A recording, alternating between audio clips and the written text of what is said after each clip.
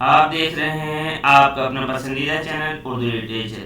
میں آپ کا دوست ارشد علی لے کے حاضر ہوں سوال نامہ 2022 دسمبر. ان کے سوالات کو ہم دیکھیں گے تفصیل کے ساتھ، ان کے جوابات کو تمام حوالوں کے ساتھ، جو کہ میری مجبوری ہے جو میں آپ لوگوں کے سامنے پیش کرتا ہوں. اگرچہ آپ لوگوں میں سے اکثر کوئی پسند نہیں ہے، آپ لوگ سوچتے ہیں کہ صرف سوال ہو اور جواب ہو، جلدی جلدی سے دیکھ لیا جائے، لیکن مجھے خود تشفی نہیں ہوتی ہے کہ صرف سوال جواب کر دیا جائے. اس لیے لے کے حاضر ہیں اس ویڈیو میں 25 سوال نمبر 1 سے 25 تک. پہلا سوال ہے آپ کی خدمت میں، ہمارے ادب کو قومی آزادی کی تحریک کی ترجمانی کرنی چاہیے، اسے سامراجیوں اور ظلم کرنے والے امیروں کی مخالفت کرنا چاہیے، اسے مزدوروں اور کسانوں اور تمام مظلوم انسانوں کی طرفداری اور حمایت کرنا چاہیے، اس میں عوام کے دکھ سکھ، ان کی بہترین خواہشوں اور تمناؤں کا اظہار اس طرح کرنا چاہیے جس سے ان کی انقلابی قوت میں اضافہ ہو اور متحد و منظم ہو کر اپنی جد و جہد کو کامیاب بنا سکے. ترقی پسند ادیبوں کے جلسے میں یہ بات کس نے اپنی تقریر میں کہی تھی؟ تو آپشن ہے آپ کے سامنے: مولانا حسرت موہانی، مولوی عبدالحق، سجاد ظہیر، اختر حسین رائے پوری. تو کس نے یہ بات کہی ہے؟ تو اس کا درست جواب، اب تک آپ جواب دے چکے ہوں گے، تو اس کا درست جواب ہے مولانا حسرت موہانی. آئیے دیکھتے ہیں. یہ کتاب اگر آپ ترقی پسند تحریک سے متعلق پڑھنا چاہتے ہیں تو ضرور پڑھیں. اردو میں ترقی پسند تحریک خلیل الرحمن اعظمی کی ہے. اس کے صفحہ نمبر 45-46 پہ حسرت موہانی اور بھی پریم چند وغیرہ کی تقریر کے کچھ حصے دیے ہوئے ہیں، تو اسے ضرور پڑھیے. حسرت موہانی، اس کانفرنس کے آخری اجلاس میں مولانا حسرت موہانی نے تقریر کی. تو یہ بھی آپ یاد رکھ سکتے ہیں کہ انہوں نے کس اجلاس میں، اس لیے کہ سوال پوچھنے والا کچھ بھی پوچھ سکتا ہے. تو اس کانفرنس، یعنی جو پہلا کانفرنس ہوا تھا 1936 میں، اس کے آخری اجلاس میں انہوں نے ترقی پسند مصنفین کی تحریک اور اس کے اعلان نامے سے پورا اتفاق کیا. انہوں نے کہا، اس کے بعد یہ پوری عبارت ہے: ہمارے ادب کو قومی آزادی کی تحریک کی ترجمانی کرنی چاہیے، ایسے اپنی جدوجہد کو کامیاب بنا سکے. مولانا نے اس تقریر میں اشتراکیت کی حمایت کی. اس ان کو بھی دیکھ سکتے ہیں. محض ترقی پسند کافی نہیں ہے، جدید ادب کو سوشلزم اور کمیونزم کی بھی تلقین کرنی چاہیے، اسے انقلابی ہونا چاہیے. اسلام اور کمیونزم میں کوئی تضاد نہیں.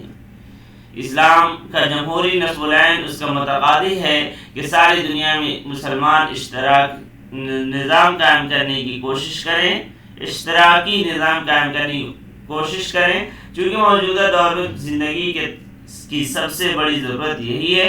اس لیے ترقی پسند ادیبوں کو انہیں خیالات کی ترویج کرنا چاہیے. چلیے اگلا سوال اب آپ کی خدمت میں ہے. سوال نمبر 2: رباعی کے دیگر 2 نام کیا ہیں؟ 2 بیتی اور ترانہ، 2 بیتی اور قطعہ 4 بیت اور مثمن.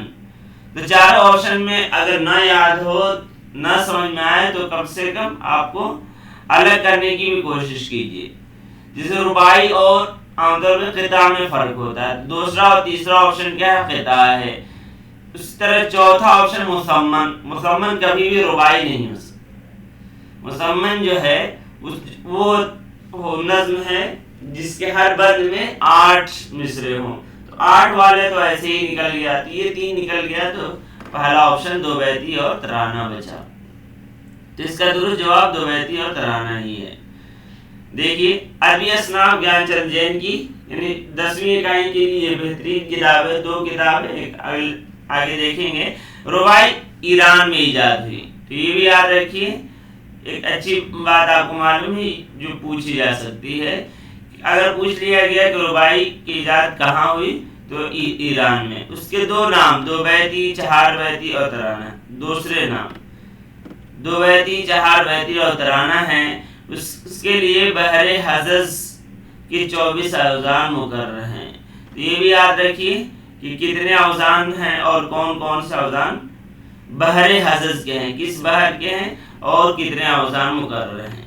یہ اوزان آپس میں بہت ملتے جلتے ہیں. جو رباعی اوزان میں نہ ہو اسے رباعی نہیں کہہ سکتے.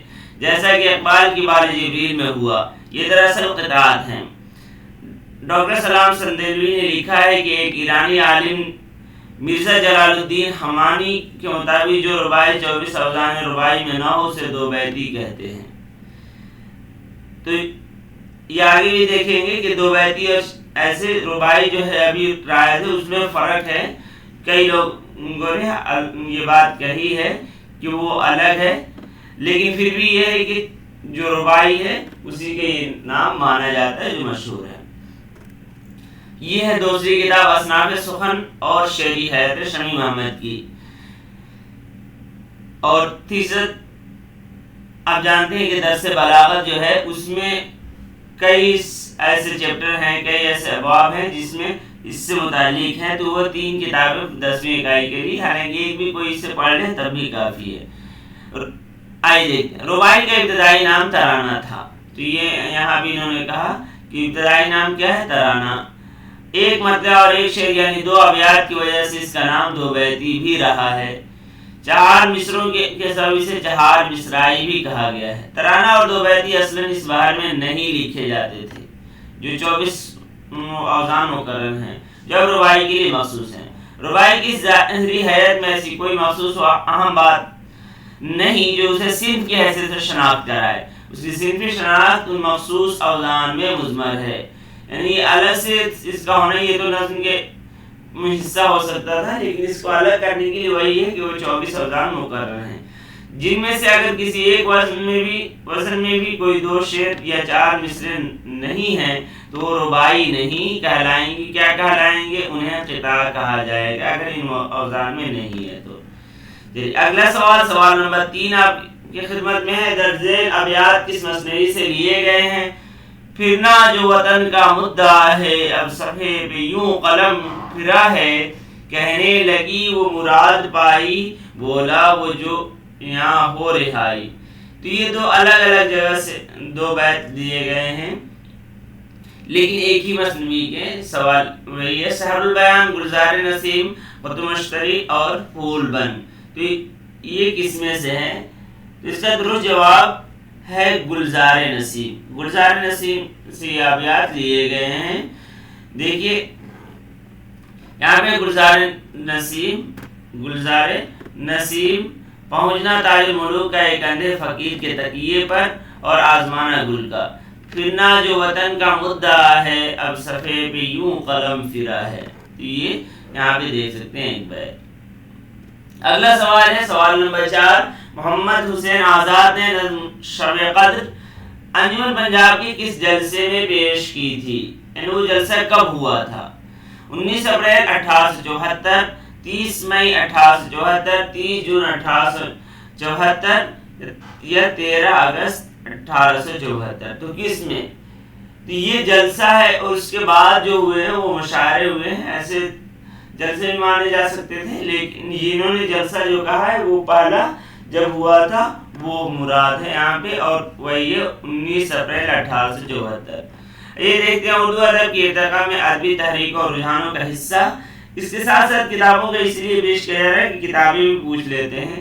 یہ منظر آدمی کی بہترین کتاب ہے، صفحہ نمبر 143 پہ ہے، جدید شاعری پر آزاد کے لیکچر۔ تو آزاد نے 19 اپریل 1874 کو جدید شاعری یا نگاری کے سلسلے میں جو زوردار لیکچر دیا وہ ان کے دور اندیشی اور مغربی علوم و فنون خصوصاً انگریزی سے متاثر ہونے کی دلیل ہے۔ جی اب آگے دیکھتے ہیں، اس میں تو شب قدر کا ذکر نہیں، آگے دیکھیں۔ تاریخ ادب اردو جلد 4 جمیل جالوی کے صفحہ نمبر 969 پہ ہے۔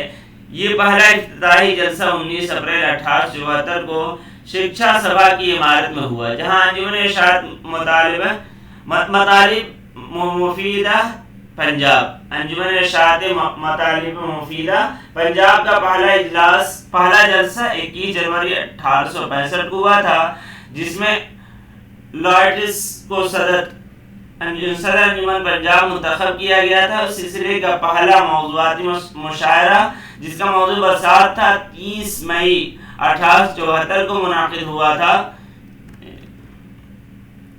پہلا جلسہ یہ یہاں پہ ہے، پہلا جلسہ 19 اپریل 1874 کو 74 وہ تھا جس میں آزاد نے لیکچر دیا تھا اور مثنوی شب قدر پڑھی تھی. تو یہاں پہ ہے آپ کا جواب. چلیے چلتے ہیں اگلے سوال کی طرف. سوال آپ کی خدمت میں ہے.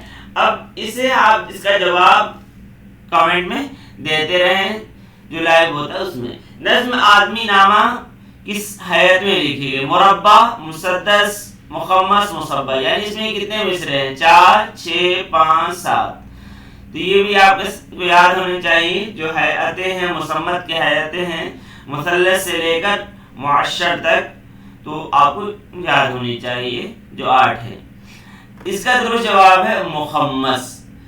آدمی نامہ جو ہے یہ مخمس میں. یہ 5 مصرے ہیں جیسے پالا بند ہے اور مفلس و غدا ہے سو ہے وہ بھی آدمی، دنیا میں بادشاہ ہے سو ہے وہ بھی آدمی، نعمت جو کھا رہا ہے سو ہے وہ بھی آدمی، زردار بے نوا ہے سو ہے وہ بھی آدمی، ٹکڑے چبا رہا ہے سو ہے وہ بھی آدمی. تو یہ نظم آپ کو چینل پہ یہ جو ویب سائٹ ہے اس پہ اپلوڈ بھی ہے تو وہاں سے دیکھ سکتے ہیں.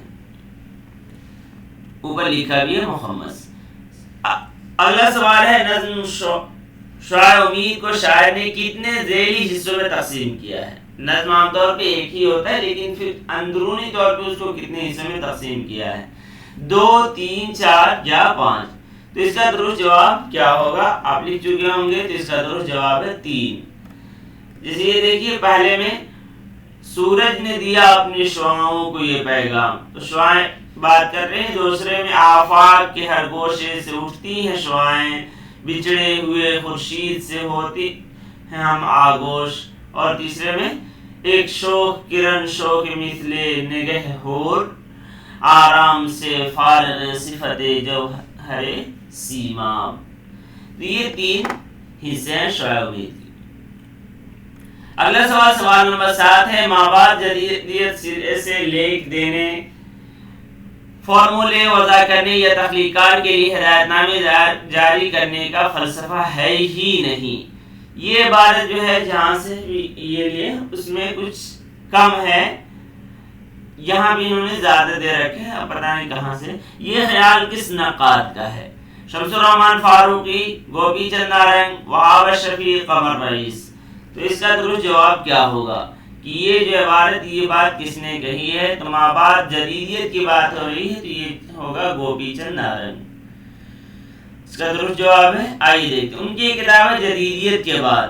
جدیدیت کے بعد اس میں ایک مضمون ہے مابعد جدیدیت اردو کے تناظر میں.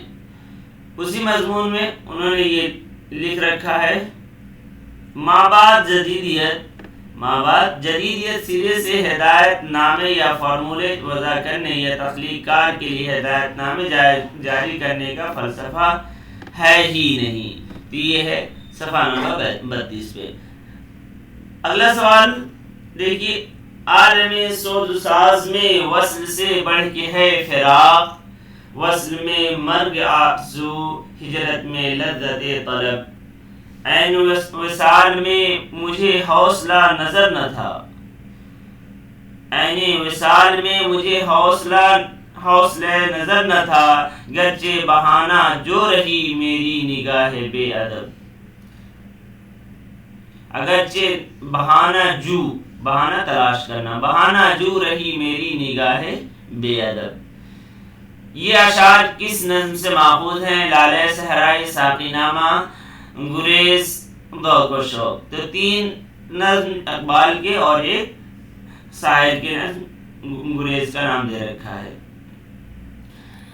اس کا درست جواب کیا ہے؟ ذوق و شوق اسی میں سے ہے. یہ دیکھ لیجئے بار جبریل کے نظم ہے ذوق و شوق، جس کا اکثر اشعار جو ہے فلسطین میں لکھے گئے ہیں اور شروع میں فارسی کی یہ شعر ہے جو عام طور پہ پوچھ لیا جاتا ہے کہ یہ شعر کس کیس میں ہے. در قامت زاں ہما بوستاں، تہی دست رفتن سوئے دوستاں. تو یہ شعر پوچھ لیا جاتا ہے. اگلے صفحہ میں صفحہ نمبر 111 112 113 114 میں یہاں پہ ہے عالم سوز ساز میں وصل سے بڑھ کے ہے فراق، اسی کو تھوڑا بڑا کر کے یہاں بھی دیا کہ وصل میں مر گیا آرزو، ہجر میں لذت طلب، عین وصال میں ہے مجھے حوصلہ نظر نہ تھا، عین وصال میں مجھے حوصلہ نظر نہ تھا، گرچہ بہانہ جو رہی میری نگاہ بے ادب۔ یہ شعر ذوق۔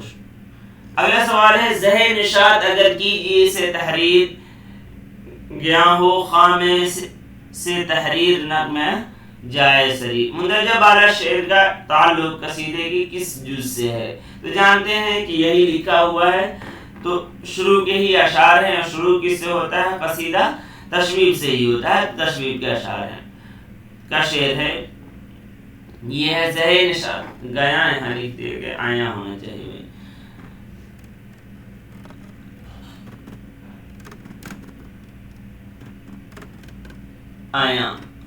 آیا ہو خامے سے تحریر نغمہ سری۔ زہ نشاط اگر کیجیے سے تحریر، قصیدہ نمبر 9، آیا ہو خامے سے تحریر نغمہ جائے سری۔ اگلا سوال حلقہ ارباب ذوق کا قیام کب عمل میں آیا؟ 1935، 36، 38 یا 39 میں۔ تو اس کا درست جواب کیا ہوگا؟ تو اس کا درست جواب ہے 3 سال بعد۔ اب یاد رکھ سکتے ہیں جو کانفرنس ہوئی تھی اس کے ترقی پسند، اس کے 3 سال بعد 39 میں۔ حلقہ ارباب ذوق کی تشکیل و تاریخ، تو اس میں دیکھیے اردو ادب کے ارتقاء میں ادبی تحریکوں اور رجحانوں کا حصہ منظر اعظمی کتاب صفحہ نمبر 471 میں یہ لکھتے ہیں ادب کا مقصد اگرچہ کچھ تھا وہ ادب ہی تھا۔ اب ویسے ادب نواز ماحول میں 9 اپریل 1939 کی شام کو میکلوڈ روڈ پر سید نصیر احمد شاہ کے مکان پر چند ادیب جمع ہوئے اور ایک مختصر سی ادبی جماعت کی بنیاد رکھی، جس کا نام بزم داستان گویا منظور کیا گیا، اور طے پایا کہ ہر ہفتے اس کے اجلاس منعقد کیے جائیں گے جس میں افسانے پڑھے جائیں اور ان پر جدید مغربی تنقید کی روشنی میں تنقید کی جائے۔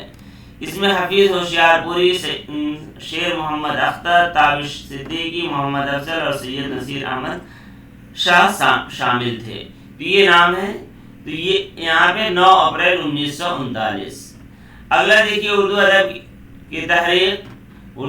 ادب کی تحریکیں جو انور سدید کی ہے، صفحہ نمبر 496 پر لکھتے ہیں چنانچہ دستیاب مواد سے ظاہر ہوتا ہے کہ 29 اپریل 1939 کو سید نصیر احمد جامی نے اپنے چند دوستوں کو، جن میں نصیب حجازی، تابش صدیقی، محمد فاضل، اقبال احمد، محمد سعید، عبدالغنی اور شیر محمد اختر وغیرہ شامل تھے، جمع کیا اور ایک ادبی محفل منعقد کی۔ اس محفل میں نسیم حجازی نے ایک تبادزاد افسانہ پڑھا۔ تو یہ بھی یاد رکھیے دوستوں نے اس افسانے پر باتیں کی، ادبی خدمات کے سلسلے کو جاری رکھنے کے لیے ایک مجلس قائم کرنے کا منصوبہ بنایا گیا اور رسمی طور پر اس کا نام مجلس داستان گویا، وہاں بزم داستان گویا، یہاں مجلس داستان گویا لکھا ہے، رکھا گیا۔ نصیر احمد مشاعرے کے انداز میں ایک ایسی مجلس قائم کرنا چاہتے تھے جس میں افسانہ نگار اپنی کہانیاں سنا کر ان پر احباب کی رائے حاصل کر سکیں۔ تو یہاں پہ 29 اپریل اور وہاں 9 اپریل لکھا تھا، یہ فرق ہے تھوڑا سا۔ تو آگے انہوں نے حوالہ جو دیا ہے وہ بھی دیکھ لیتے ہیں۔ حوالہ جو ہے یہ حلقہ ارباب ذوق یونس جاوید کی ان کی کتاب ہے، اس سے انہوں نے دیا ہے۔ یہ شاید آپ کو کلیئر نہ دکھے، پھر بھی میں پڑھ رہا ہوں، صرف دیکھ لیجئے۔ بزم داستان گویا کا پہلا اجلاس 29 اپریل 1939 بروز شنبہ، تو انہوں نے دن بھی دے رکھا ہے، اور یہ دن میں تلاش بھی کیا تو شنبہ کا دن 29 اپریل ہی ہے، جناب حفیظ صاحب ہوشیار پوری کی صدارت میں منعقد ہوئی۔ تو یہاں تک 3 باتیں آپ کو معلوم ہو گئی کہ بلکہ 4 ہو گئی، کس دن، کس تاریخ کو، کس کے مکان پر اور کس کی صدارت میں، اور کس نے افسانہ پیش کیا تھا۔ تو دن بروز شنبہ یعنی سنیچر کے دن، یکشنبہ، شنبہ، دوشنبہ، پیر شنبہ یک شنبہ دو شنبہ، تو سنیچر کو، اور اس کے بعد کیا ہے 29 اپریل، اور کس کے مکان پر؟ نصیر احمد جامعی کے مکان پر۔ صدارت کس نے کی تھی؟ حفیظ صاحب ہوشیار پوری نے کی تھی، اور نسیم حجازی نے اپنا دوازدار افسانہ پڑھا تھا۔ تو یہ چیزیں آپ کو معلوم ہونی چاہیے۔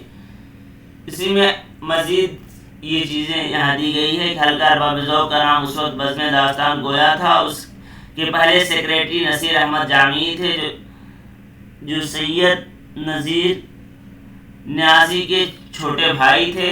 نسیم حجازی نے اس کے پہلے اجلاس میں افسانہ پڑھا تھا۔ افسانہ نگار نے اعتراضات کا جواب دیتے ہوئے بحث میں حصہ لیا۔ حلقے کا آغاز 29 اپریل 1939 کو ہوا، جس کی صدارت حفیظ ہوشیار پوری نے کی۔ یہ مختصر ہوئی۔ اگلا سوال ہے، دو غزالہ کسے کہتے ہیں؟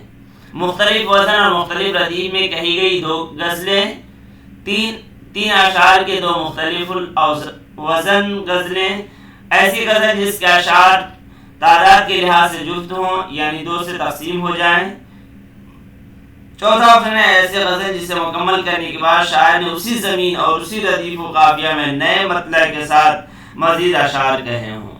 تو اس دو غزالہ سے غزالہ، اس سے پہلے بھی بات ہوئی ہے کہ کبھی کبھی ایک ہی غزل میں مطلب تبدیل کر کے دوسری غزل بھی شروع کی گئی ہے، اور بڑی غزلیں بھی کہی گئی ہے، لمبی غزل۔ تو اس میں اسی کو اگر دو مطلع کے ساتھ ہے تو اسے دو غزلہ، اور تین ہے تو سے غزلہ بھی بولتے ہیں۔ تو اس کا درست جواب چوتھا ہوگا۔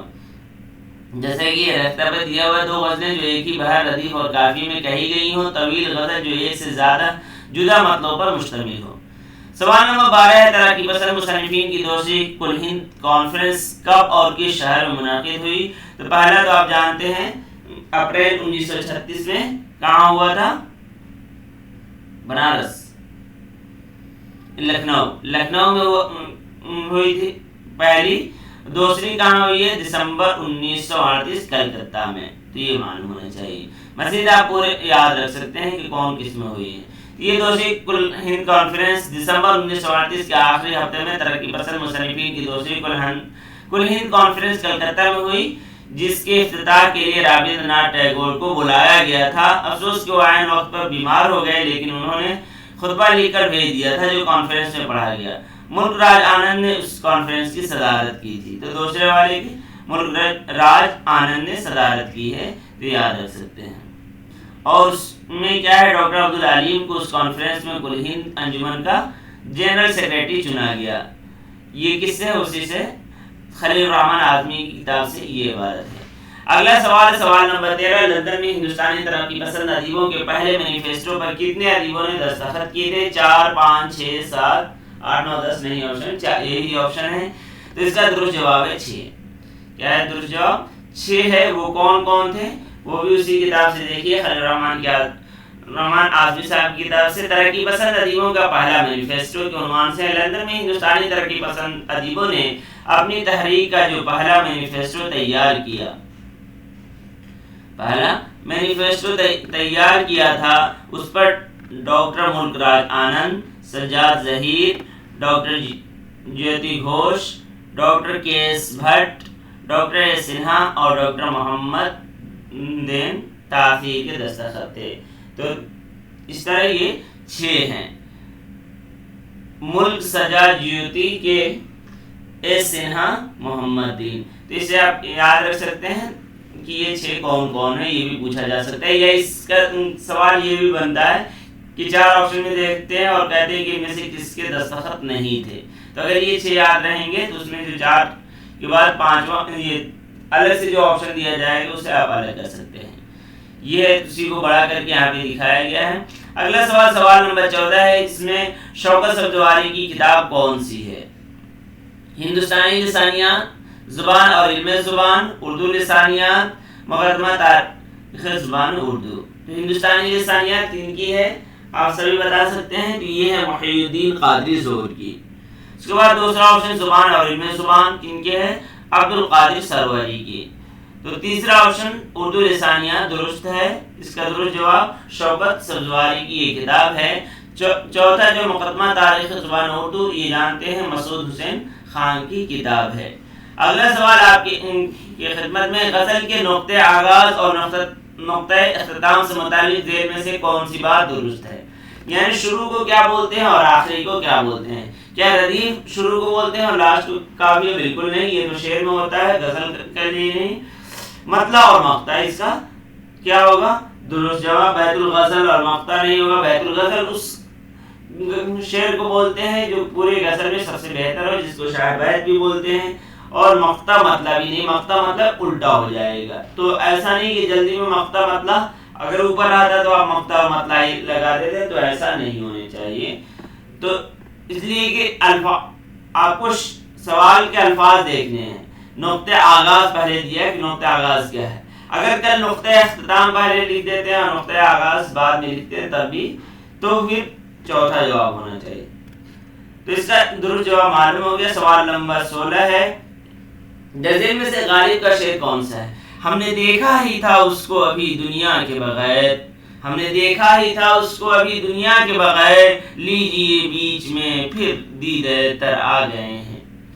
اگلا شعر ہے، مستی عیش دو عالم کی نہیں پرواہ مجھے، دیکھنے والا ہوں میں اس نرگس مخمور کا۔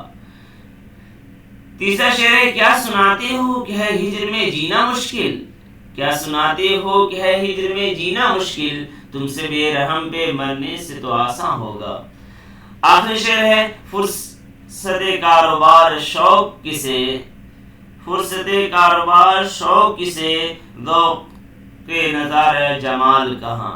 تو اس میں سے کون سا شعر جو ہے جو آپ کو پڑھنے میں مشکل اور سمجھنے میں مشکل ہو، وہ ہے غالب کا لاسٹ آخری، فرصت کاروبار شوق کسے، ذوق کے نظارہ جمال کہاں، یہ ہے غالب کا۔ اس کے علاوہ پہلا شعر عرفان صدیقی کا ہے، ہم نے دیکھا ہی تھا اس کو ابھی دنیا کے بغیر۔ دوسرا مستی عیش دو عالم کی نہیں پرواہ مجھے، حسرت موہانی کا ہے۔ تیسرا کیا سناتے ہو مومن کا ہے۔ اگلا سوال ہے، کس علم میں ہم کسی زبان میں استعمال ہونے والی اہم اور تفاعلی آواز کا تعین کرتے ہیں؟ تو یہ یاد رکھیے، جو صوتیات کے پہلے آپشن دیکھ لیجیے، فونیات، مورفیمیات، فونیمیات۔ تو اس کا درست جو فونیات، فونیٹکس جسے اردو میں صوتیات عام طور پہ بولتے ہیں، یہاں آپشن میں انہوں نے فونیات دے رکھا ہے، تو وہی ہے فونیٹکس، فونیات، اور اسی کو صوتیات بولتے ہیں۔ اب اس کا درست جواب، جب کہیں کسی علم میں کسی زبان کا، کسی یعنی ایک زبان کی بات کہی جائے، اگر کہا جائے ساری زبانوں کا، یہ بالکل اگر آپ دیکھتے ہیں جو اس کے لسانیات کے جو ابواب ہیں کے حصے الگ الگ سے جو ہیں، پہلا سب سے کہ آواز، لسانیات کا آغاز ہی آواز سے، تو اگر پوری زبان کی بات ہے، تمام کی تمام زبانیں، تو اس کا تعلق فونیات یا صوتیات جسے کہتے ہیں اس سے ہے۔ لیکن اگر کسی ایک زبان کی بات ہو رہی ہے تو اس کا تعلق فونیمیات سے ہو جاتی ہے۔ اور اب آواز کے بعد باری آتی ہے الفاظ کے۔ الفاظ کا تعلق مورفیمیات سے ہے، جس کو ہم صوتیات بھی کہتے ہیں، اور جس کو تشکیلیات بھی کہا گیا ہے، جو آپ کے سوال میں آیا تھا۔ اب اس کے بعد آتا ہے کہ جملے میں ہو، جس کو نحویات، اور اس سے معنی نکلے تو کیا ہے، معنیات ہے۔ اب اس میں آ گیا تھا مورفونیات، تو یہ بھی ہم آگے دیکھیں گے۔ تو یہ دیکھیے، اس کا درست جواب فونیمیات ہے، کسی ایک زبان میں استعمال ہونے والے ہیں، تو کسی زبان میں، تو یہاں مراد ہے کسی ایک زبان، تو یہ فونیمیات۔ دیکھیے فونیمیات ان کی وہ شکل جس میں ہم کسی زبان میں استعمال ہونے والی اہم اور تفاعلی آوازوں کا تعین کرتے ہیں۔ یہ کتاب صوتیات اور فونیمیات ہے، اقتدار حسین کی اس سے لی ہوئی عبارت تھی، یا کہیں کہ یہ تعریف۔ اس کے بعد ہے مورفیمیات یا صرفیات، جسے عام لسانیات، تو اس کو بولتے ہیں جس میں کسی الفاظ سے بحث ہو۔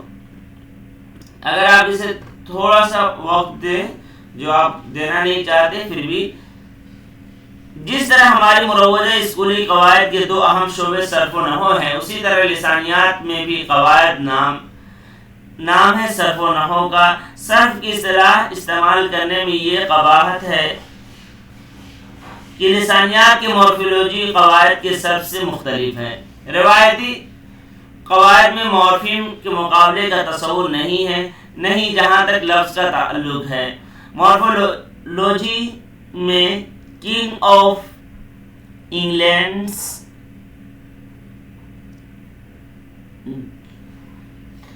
ڈیوڈ میں، یہ کتاب کا نام ہے کنگ آف انگلینڈ کا ایک لفظ جانا جاتا ہے، جبکہ قواعد میں یہ 3 الفاظ کا مجموعہ ہے۔ احتیاط کا تقاضا ہے کہ مورفولوجی کے لیے روایتی قواعد کی اصطلاح صرف سے صرف نظر کر لیا جائے تو صرف کو چھوڑ کر صرفیات کہہ لیجیے۔ ہندی میں اس کا ترجمہ روپ و گیان کیا گیا ہے کیونکہ وہاں مورفیم کو روپ کہا گیا۔ زبان اور علم زبان میں سروری صاحب نے ہندی ترجمہ کے پیش نظر مورفیم کو تشکیلیہ اور مورفولوجی کو تشکیلیات کہا۔ تو یہ یہی سے سوال تھا، تو اگر مورفیم کہا جائے تو اس کے تشکیلیہ، کہ مورفیم کسے کہتے ہیں، تشکیلیہ، اور مورفولوجی کو تشکیلیات۔ نئے لفظ گڑھنے کے بجائے مورفیم ہی کو استعمال کیا جائے تو ابلاغ و تفہیم میں سہولت رہے گی۔ تو یہ چیز ہے کہ کہہ رہے ہیں، تو یہ عبارت بھی پوچھی جا سکتی ہے کہ کس نے کہی ہے، تو گیان چند جین نے۔ کس نے کہا ہے کہ نیا لینے کے بجائے مورفیمیات کا استعمال ہو؟ مورفیم کے علم کو اردو لاحقے کے ساتھ مورفیمیات کہہ سکتے ہیں کہ مورفیم اس میں یاد بڑھا دیجئے۔ ماہر لسانیات نے مورفیم کی بڑی سائنٹیفک تعریف کرنے کی کوشش کی ہے، لیکن اردو کے لیے وہ کسی قدر ثقیل اور مغلق ہو جاتی ہے۔ چلیے آگے دیکھتے ہیں۔ یہ ہے مورفولوجی۔ اردو صرف و نحو میں بھی انہوں نے مورفولوجی تشکیلیات کہا ہے۔ اس کے بعد یہ زبان اور علم زبان میں عبدالقادر سروری صاحب نے پھر وہی تشکیلیات کہی اور تشکیلیہ کی بات ہوئی ہے۔ اگلا جو ہے مورفونیمیات۔ تو دیکھیے اس میں کیا ہے، مورفیم کا مور بھی ہے اور فونیمیات بھی ہے۔ یعنی اب اس میں کیا ہے کہ جب کسی لاحقے کے گھٹانے بڑھانے سے جو آوازوں میں اگر تبدیلی آتی ہے تو اس کو بولتے ہیں مورفونیمیات۔ دیکھ لیجیے، الفاظ کی تشکیل کے وقت کچھ ایسے عمل ہوتے ہیں جن کے تحت مورفیموں کی صوتی شکلیں بدل جاتی ہیں۔ یہ تبدیلیاں زبان کے اپنے صوتی و صرفی مزاج کے مطابق مختلف انداز میں رونما ہوتی ہیں۔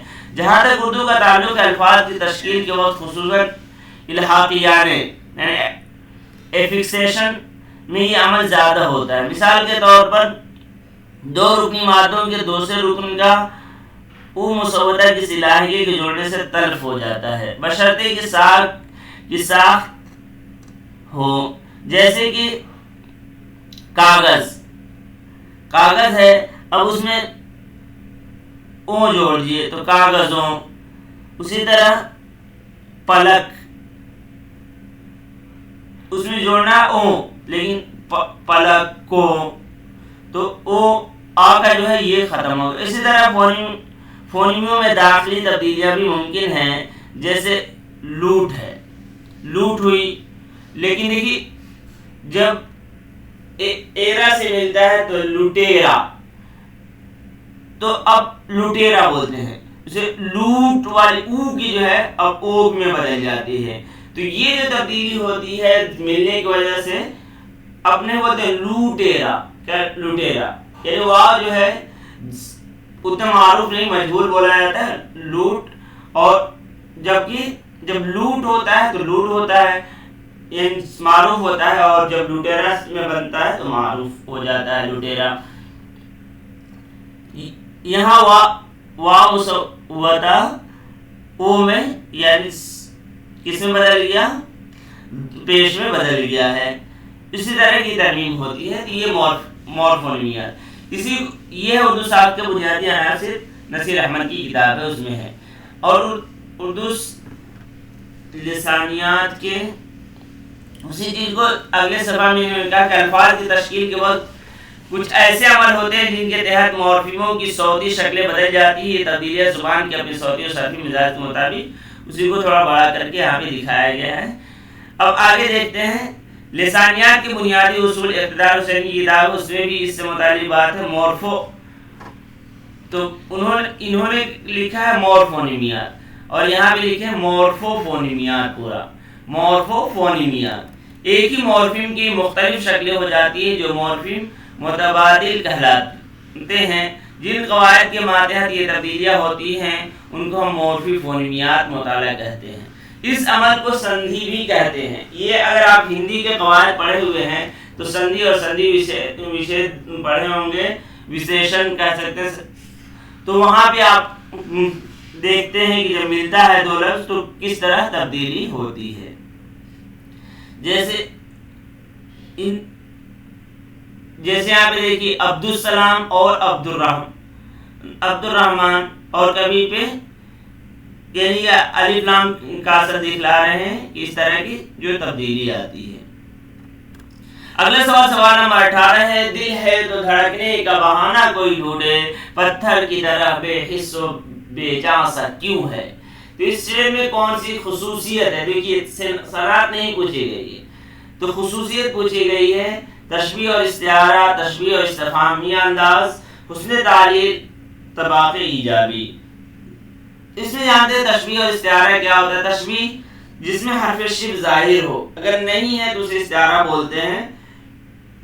جیسے وہ شیر جیسا ہے اور کہ وہ شیر ہے, تو وہ شیر ہے یہ استعارہ ہے. وہ شیر جیسا ہے بولے تو شیر جو ہو جائے گا. پھر وہاں تشبیہ ہے. اس کا چہرہ چاند سا ہے تو پھر تشبیہ. اس کا چہرہ چاند ہے تو پھر کیا ہے؟ استعارہ. تشبیہ جیسے اس میں پتھر کی طرح تشبیہ ہو گئی.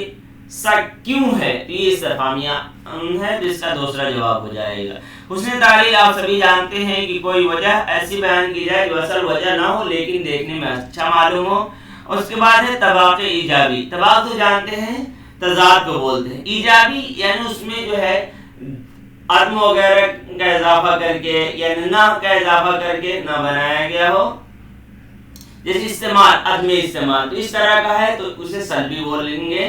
اور اس طرح ہے جیسے باغ و بہار, خزاں, رات, دن, تو یہ ہے ایجابی. جیسے دیکھیے الفاظ متضاد ہوں لیکن حرف نفی جڑا ہوا نہ ہو. اللہ ہر خزاں کے دن اس باغ کی بہار, تو خزاں اور بہار یہ ہو جائے گا طباق ایجابی. یہ کتاب ہے رموز شاعری تقی عابدی کی. اگلا سوال نمبر 19 ہے. کلیات میر پہلی بار کب اور کہاں سے شائع ہوا؟ تو آپ سبھی جانتے ہیں کہ یہ کہاں سے؟ کلکتہ سے 1811 میں. تو اس کا درست جواب ہے کلکتہ 1811. آئیے دیکھتے ہیں تصانیف. اس میں میر کے ان کا یہ سب اردو لٹریچر پہ آلریڈی اپلوڈ ہے. وہیں پہ دیکھیے یہاں پہ لاسٹ میں دیکھیے یہ کلیات فورٹ ولیم کے کلکتہ سے 1811 میں کاظم علی جوان وغیرہ کی تصحیح نظر ثانی کے بعد شائع ہوا تھا. دوسرا نسخہ کب شائع ہوا؟ 1867 میں نول کشور پریس سے بغیر حاشیے کے چھپا تھا. باقی اگر آپ دیکھنا چاہتے ہیں کلیات میر میں بھی یہاں لکھا ہے. آپ سوچیں گے کہ اپنے ویب سائٹ سے حوالہ دیے, تو اگر آپ کو قبول نہیں تو یہ دیکھیے کلیات میر سب سے پہلے 1811 میں فورٹ ولیم کالج سے شائع ہوا تھا. اس کو مرتب کرنے میں کالج کے فاضل منشی تھے اور یہ کلکتہ کی ہندوستانی پریس سے ایچ بیتروس وغیرہ کچھ لکھا ہے کہ زیر اہتمام ٹائپ میں آیا تھا. بلوم ہارٹ نے انڈیا آفس کے ہندوستانی مخطوطات کے کیٹلاگ میں میر کی اس ایڈیشن کا ذکر کرتے ہوئے لکھا ہے. آگے دیکھ سکتے ہیں کلیات میر کے اولین اشاعت میر کے نام سے ایک کتاب ہے کن کے قاضی عبدالودود صاحب کی. تو یہ بھی آپ کو یاد رکھنا ہے. انہوں نے کلیات میر کے اشاعت اولین کے سرور پہ جو عبارت ہے وہاں پہ بھی یہ ہے منشی غلام اکبر. یہ تھوڑا مشکل عبارت ہے, اس میں بس یہ آپ دیکھ لیجیے 1811 عیسوی کے مطابق 1226 ہجری ہندوستانی پریس خانے سے چھپا ہے.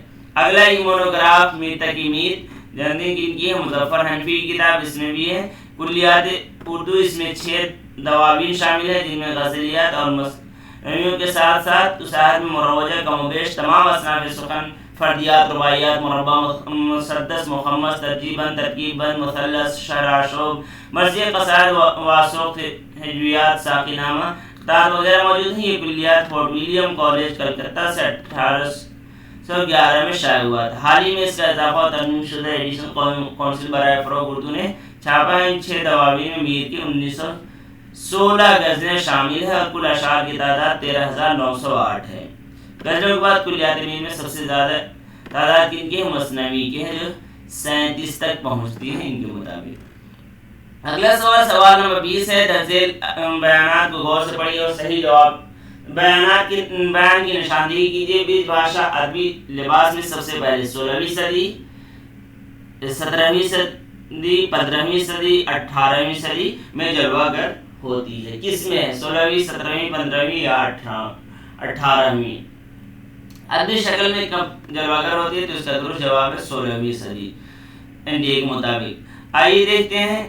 تو اس طرح کی کوئی عبارت مجھے نہیں ملی کہ بیانی کہ 16ویں صدی لکھی ہوئی ہو۔ فارسی میں اس زبان دیکھیے، عام لسانیات گیان چند جین کی جو کتاب ہے اس میں لکھا ہے فارسی میں اس زبان کو زبان گوالیاری کہا گیا ہے، برج بھاشا کو۔ یہ بولی 14ویں 15ویں صدی تک نکھر کر سامنے آئی تھی۔ گوئی تو اس کی 15ویں صدی ابتدائی نقوش 12ویں صدی میں ملنے لگے تھے۔ پرتھوی راسوں کے کچھ حصے 12ویں صدی کے ہیں اور وہ قدیم برج میں ہیں۔ یہ شاعری کی بولی ہے، گیت اور پکا گانا برج میں ہی کھلتا ہے، کھڑی بولی میں نہیں۔ ماضی میں اس بولی کی حیثیت زبان کی تھی، کرشن بھکتی کے ادب کے لیے مخصوص تھی۔ ملک میں دور دراز کے علاقے میں کرشن پریم کی شاعری برج میں کی جاتی تھی۔ اس بولی میں ہندی کے سب سے بڑے شاعر سورداس نے شاعری کی ہے۔ اب ان کے زمانے کے اعتبار سے سورداس جو ہیں یہ 16ویں صدی کے ہیں، تو اس اعتبار سے کہا جا سکتا ہے کہ 16ویں میں ہے، لیکن بیانی عبارت مجھے نہ مل سکے۔ اگلا سوال نمبر 21 ہے۔ اردو تنقید کا حال مشاعروں جیسا ہے۔ مشاعروں میں شعروں کی شعریت یا عدم شعریت کی بنا پر تعریف یا مذمت نہیں ہوتی۔ تعریف اور مذمت دونوں کا سبب غیر متعلق ہوتا ہے۔ یہ خیال کس نقاد کا ہے؟ محمد حسن، وزیر آغا، کلیم الدین احمد اور احتشام حسین۔ تو آپ جانتے ہیں بفرتا ہوا ہاتھی کون ہے، اور انہی کا یہ ہے کلیم الدین احمد۔ ان کی کتاب ہے اردو تنقید پر ایک نظر، اسی سے یہ عبارت لی گئی ہے۔ یہاں دیکھ سکتے ہیں اردو تنقید کا حال کچھ مشاعروں جیسا، اسی کو یہاں پہ بڑھا کر کے دکھایا گیا ہے۔ مشاعروں میں شعروں کی شعریت یا عدم شعریت کی بنا پر تعریف یا مذمت نہیں ہوتی ہے۔ تعریف اور مذمت دونوں کا سبب غیر متعلق ہوتا ہے، یہی حال تنقید کا بھی ہے۔ اگر تحسین پر آ جائے تو جتنی تعریفی کلمات حق میں ملے بے دریغ لنڈھا دیے گئے، اگر مذمت کی ٹھانی تو بے جا اعتراض بسا اوقات فحش گالیوں کی دریا بہانے لگتے ہیں اور اسی کو تنقید سمجھا جاتا ہے کوئی۔ تو یہ بات کہی گئی۔ سوال نمبر 22 ہے۔ ولی کی زبان کے عنوان سے کس کا مضمون ہے جسے کلیات ولی کے مرتب نے اپنے مقدمے کے بعد شامل کر لیا ہے؟ یعنی اس میں جو درج ہے اس میں اب سوال آپشن ہے آپ کے پاس عبدالسلام ندوی، عبدالستار صدیقی، عبدالقادر سروری یا نصیر الدین ہاشمی۔ تو اس کا درست جواب کیا ہوگا؟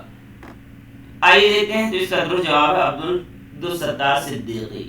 عبدالستار صدیقی اس کا درست جواب ہے۔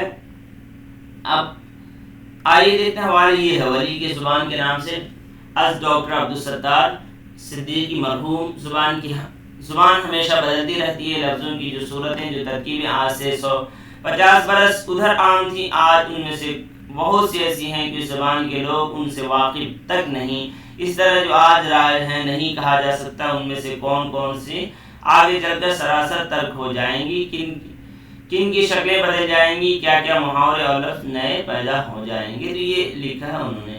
اگلا سوال نمبر 23 ہے۔ ملا نصرالدین کے حالات زندگی اور کلام پر کس ادیب نے ایک مقصود کتاب لکھی ہے؟